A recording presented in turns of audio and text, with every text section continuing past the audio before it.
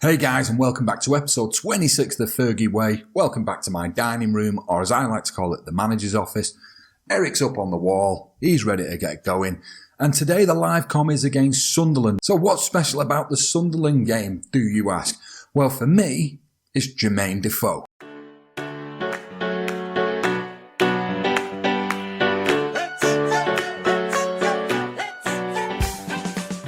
And why Jermaine Defoe, I hear you asking as the intros were rolling.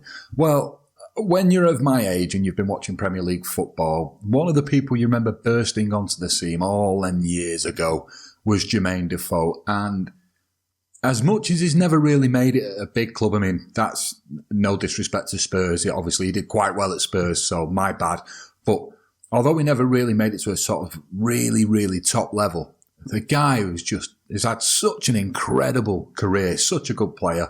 And as Zlatan has taught us this season, both in real life and last season on my FM career, age is nothing but a number. So we go to Jermaine's stats, his career stats, and on FM what you find is when a year's passed, it basically saves your league games. And we'll just sort of highlight and hover over here so you can see where I'm at. But last season on the game, he played 38 league games. So for Sunderland last year, as a 33-year-old man, he played every single game. And not only that, he scored 1 in every 2 and assisted 5 goals. The guy is just incredible. And if we've got a danger man to look out for today, it's definitely Jermaine Defoe. Looking at his career stats on this game and the way that his season's gone last year, 544 appearances, 205 goals. Almost very close to a goal every other game. The guy is absolutely incredible. Really is. So just a couple of small bits of news, to be honest, guys. Manager of the month. We didn't feature any of the player of the months, which is odd because we played so well with, of course, currently unbeaten in the league. And it was a bit of a surprise to not see my players appearing in there. But nonetheless, once again, Cantona does scoop the Manager of the Month award. Pleased with that. And another little bit of news. And this is for the second time. It happened last season. I never really mentioned it, but I thought I would mention it again. Rio Ferdinand keeps getting linked with managers' jobs, which is great because we brought him in to sort of, I said at the very beginning, back in episode 1, I wanted to breathe success into the younger kids at the club. And it's now got to the point where Brentford are interested. So if he goes, great for him. And maybe, just maybe, later on in the career in this save, we'll come across him again. And one other thing I wanted to look at, guys, was, it's more just a personal thing, so we'll go take a look. And that is to see how Everton are doing. So as we can see, they're currently sat 4th in the Championship, having lost 3 of their 14 games and drew 4 of them, having only picked up 7 sort of wins on the way around. Do have a top goal scorer down there. And why am I checking, might you ask now? For any of you guys who watch multiple content creators, have got lots of sort of saves going on YouTube. And one thing that I've noticed is Everton seem to have some sort of curse. Have you noticed? I mean, they go down in almost, in fact, I'm pretty sure they've gone down in every YouTube series I've watched. And they've certainly gone down in every save I've watched. I don't know why. They've got a class squad. I mean, they've got a squad that's better than a good number of other squads in the Premier League. But they just go down. So I'm going to keep monitoring Everton just to see how they get on, see whether we'll see at the end of the season anyway, see whether they bounce back up or whether they're just doomed to failure. So as you know, guys, last episode we absolutely monted Dortmund, and we only had one game to play in between because I'm recording a video every single day to put one out for you guys every night. So we only missed one game in between. It was at home to West Ham, and as you can see, the game ended 3-2. We got a home win. We're sort of expecting that now. We're becoming quite a powerhouse. And as you can see, we did take an early lead via Marcus Rashford. It was typical Ibrahimovic as a complete forward, scooped the ball over, spoke about what Rashford's doing on this. He's hanging on the back man, charging through, and with his first opportunity, he managed to put one in the net. And I really thought it was going to set us up for total decimation of West Ham, to be honest. I thought it was going to absolutely murder them. But wasn't the case. Now, while I'm thinking about it, actually, the ball that Zlatan put in, now, some people might be wondering why in yesterday's episode, why am I giving a 2-year contract at £235,000 a week to a 35-year-old, keeping him at the club until he's 37? There's something Zlatan does that I don't think I have. Another player at the club now, or I even have another player who I can bring in going forward to do that job. And it's the technique that Zlatan has, his technical abilities, his passing range and everything that goes with it. I've mentioned it before, but he's this linchpin. He just sits in the middle. Everything pivots round him. So he'll get the ball, and thankfully he's running less and less now, obviously due to age. But he can see a striker's run. Being a striker, he can see a striker's run. And my biggest concern is already, in 2 years when he's gone, who else can do that job? I really don't know who else can do that job. So it's already a growing concern.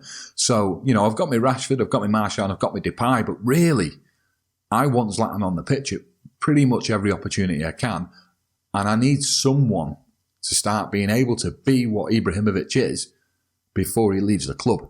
So the game went on, and to be honest, the stats, it shows once again we dominated. But we didn't. We didn't do that well. Not really. And Smalling did give away a penalty. It wasn't a bad one, I don't think. It wasn't a horror tackle. He didn't really mean it. It was one of them, and we conceded the penalty. And then for the next 10 minutes, I didn't think we were getting anything from the game. I thought it was going to end 1-1, or they were going to do a snatch and grab. It's worth noting that at the point of the penalty, they'd had no shots. Off target, on target, no shots, anywhere. So it took for Eric Bailly to leap like a salmon from a corner, nods it in at the near post. Jobs are good and puts us 2-1 ahead. And then Pogba sort of puts us in a good distance late on in the game, puts us 3-1. And Zaza pops up with a goal. Now, Zaza was the top goal scorer in the league last time we looked. And I can understand why. Zaza was a bit Inzaghi-like. He was constantly getting caught offside. I mean, before he scored the goal, he must have been offside at least 7, 8, 9 times in that game.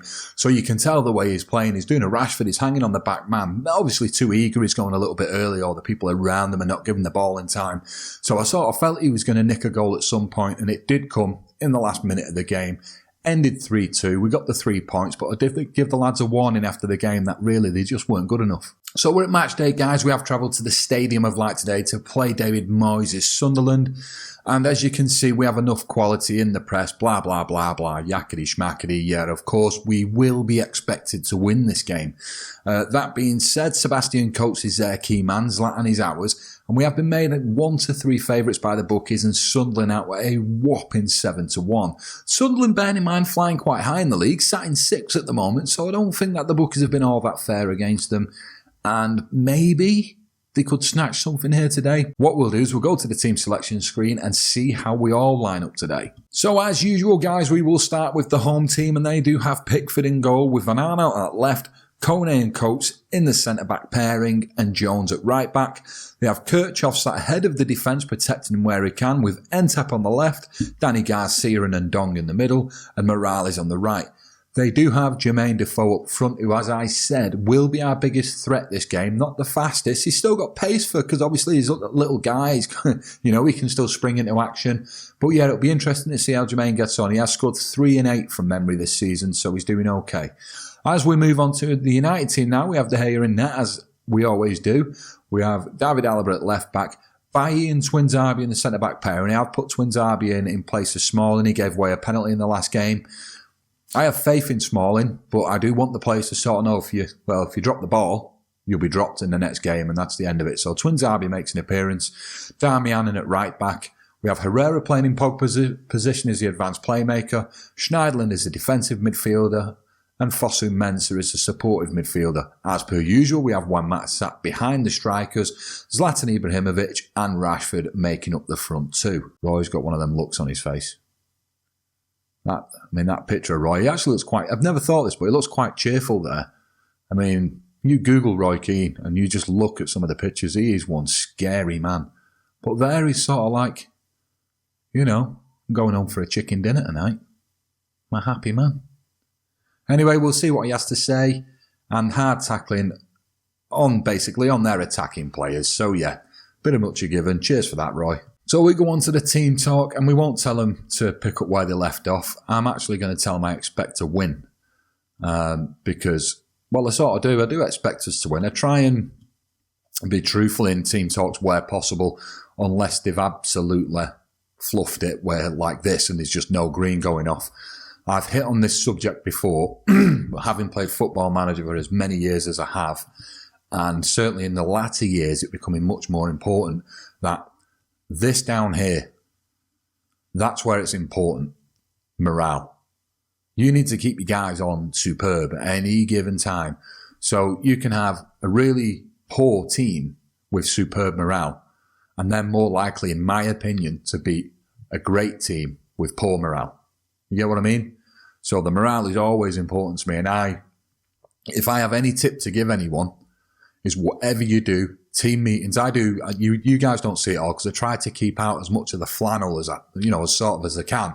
But I always go out of my way to praise players who have been training well, criticise players who have been training bad, praise players after games, like so when the media comes up and says, oh yeah, he's had a stonker, I'll go in there and I'll tell him his passing's been great, I'll tell him his shot's been great. Whatever it is that I know he did well in that game, I'll inform of it. I hold regular team meetings at least once a month just to sort of speak to the guys saying, yeah, we're doing great, no, we're doing bad, just to keep morale going. And that is something I do all the time. Morale is massively important. So there you go. Lesson off to teach today.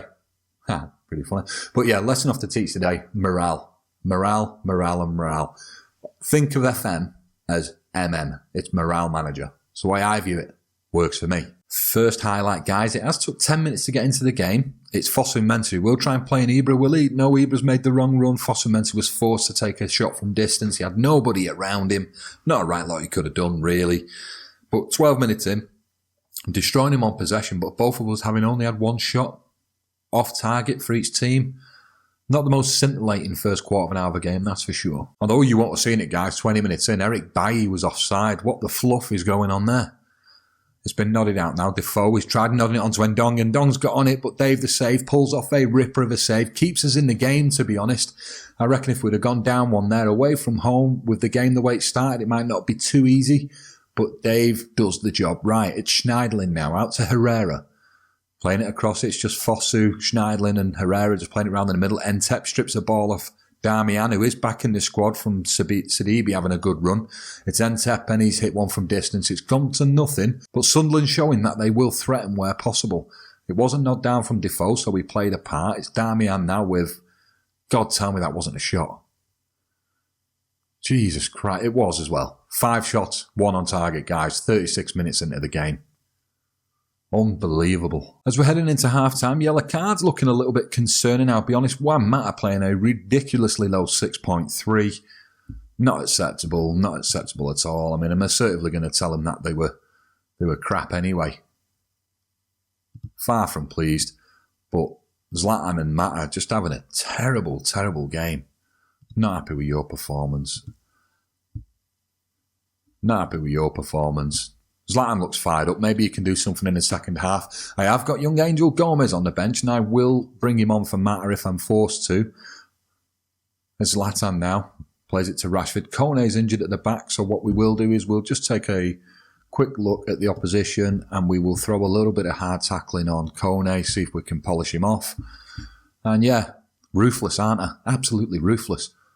It's under Herrera now at the edge of the area, plays it out to Mata. Mata's putting a cross. It's bounced off the top of the bar. It stayed in play as well, surely? Nah, it didn't. It went out. So it's crossed into Twinzabi. It was nodded out. It will be our throw, but comes to nothing. Waste of time.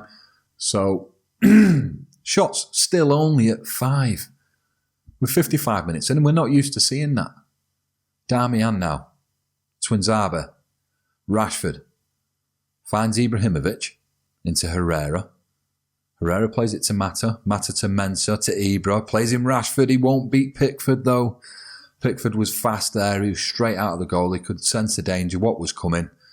And he did manage to foil our attack. And by the looks of it, put Sunderland in as Morales whips one in. Darmian knocks it back out the post, but Entep's on it. Another save by Dave. Keeping us in the game, it has to be said at the minute. They're 2 shots on target. Not been... It's a foul by then. They're 2 shots on target. Not been clear-cut by any stretch of the imagination, but a couple of good shots. Dave's done well. It's Mensah now. Herrera. Mata. To Eric Bailly. Bailly's trying to wait for the run of Alaba, but he's lost it. And Dong's, he tried playing Defoe in, didn't work. It's Mensah now to Ibra, Darmian, Fosu Mensah, Ander Herrera, Mata's on the edge, and Mata's coming off. Rage sub. Renato Sanchez. We'll see how he does in that position. Trequartista role. Don't have many people playing now, as you know. I've got the kids. Renato being one himself, but maybe giving him a shot in that position might give a little bit of something. To Herrera now, to Darmian. Darmian slaps one straight off the Sunderland defence. It's gone out for a corner. Been a little bit more positive all of a sudden. We've picked up 9 shots. Fosu Mensah nods it out to Sanchez. Back to Mensah. Mensah tries again, and it will be another corner to the Reds. Come on now. Herrera with a cross. Ibra was up at the front post. Didn't manage to get on it though. It's Fosu Mensah again on the edge of the area. Sanchez, Herrera. Pickford pulls off another save. Pickford's playing very well for them. Great keeper in real life, I like Pickford. Picked up by Pickford. 60 minutes on the clock. And not a right lot going on. It's Twin Zarbi now. Alaba. Herrera to Mensah. Back to Schneiderlin. We are getting control of this game now, guys. Sanchez plays a bad ball to Ibrahimovic. It doesn't quite get through, but Alaba will cross here. Rashford near post. The way that this career's been going and the near post goals we're scoring off whipped crosses is unreal. I had money on that going in. Unbelievable. See, we'll make another change. We'll try and do something up top here because, of course, Latin and Marcus Rashford aren't playing too well. Depay's not played for a while now, and Depay's that kind of impact player. He did well for us last season coming off the bench. That's where we sort of changed our mind on him. Maybe his position at United wasn't secure at the time, but he did secure it himself as Ibrahimovic scores, but he is offside. It was a good ball by Sanchez as well. Maybe Sanchez might find himself a little position in there behind the strikers, but for now, he's not done enough. There's Darmian now to Herrera. Herrera again, and he's hit it. He has forced a corner. I am going to push our guys to attack. Schneiderlin now. Cleared out by Digilabijilabube, or whatever his name is. And we are in the 85th minute. Not many attacks left in this game. I've got a funny feeling if it falls to them, though, we're going to get FM'd. I can feel it now as Alaba to Herrera. Herrera slaps one in. Darmian's picked it up. Schneiderlin to Darmian. Fosu Mensah. Ibra. No. Morales has got the ball. He will clear it out as far as in Dong. And Dong plays it by. He cuts it out. Mensah. Sanchez. Ibra's got no one in front of him to pass to. He's had to go backwards. It's Sanchez. Clips it wide of the post. Wasn't a good shot at all, really. Herrera now scoops one in. Pickford, once again, more than a match for any aerial balls that are coming into that box. Pickford has had it sorted every single time. It's Renato Sanchez in the middle. No good, Renato. Maybe his position's not sat there whatsoever. Akpom. I thought that was it. I thought that's when it was going to happen for me. It's Van Aanholt now with a corner for Sunderland in the 88th minute. Ibra now, we can counter. Oh, Memphis should have gone sooner than that. Come on, Memphis. No, he didn't have it in the tank for some reason. He's not long on the pitch. He should have had more legs than that. 2 minutes to go, guys. We are heading into what is now the final highlight. Unless this is a snatch and grab, it is going to end as a draw. And there it is, guys. For the first time this season, we have been held. And it was Sunderland who did so. So maybe from a live comp perspective, it wasn't the most entertaining. We didn't see a right load of goals. I did try to change up where possible to try and force something out of the game, but it wasn't coming. I think we were actually very lucky not to concede, if I'm brutally honest. So I will tell the guys, obviously, it is not acceptable. It should have won the game. It motivates most of them. For some reason, it didn't motivate David Alaba. He just looks at me from his little seat and goes, but I'm world class. That's pretty much what he did. I'm sure of it. So, yeah, what we'll do is we'll press ourselves out of here. As we can see, we'll take a glance at the league. No, we won't take a glance at the league from here. We'll have a look at the proper league. 1 second. So, guys, our winning streak has come to an end. We are still, of course, on a non-losing streak in the Premier League. We've played 9, won 8 and drew 1. But all of a sudden, from having quite a massive gap at the top of the league, Arsenal have crept up on us. 3 points behind us. Us dropping that draw there has basically brought them back into the fray. Simone Zaza still sits top goal scorer with Aguero with the top average rating. Dimitri Payet at the top of the assists and Paul Pogba at the top of the player of the matches. But one thing that's apparent this season that we had no issue with last season is De Gea and Pogba are the only players of ours to feature in these top lists. Which last year, other than the yellow cards, we had them everywhere.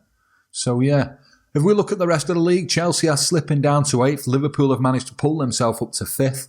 And of course, Arsenal, Tottenham and City still sitting in the top 4 spots. Sunderland's draw has kept them in 6th place, which is good for them.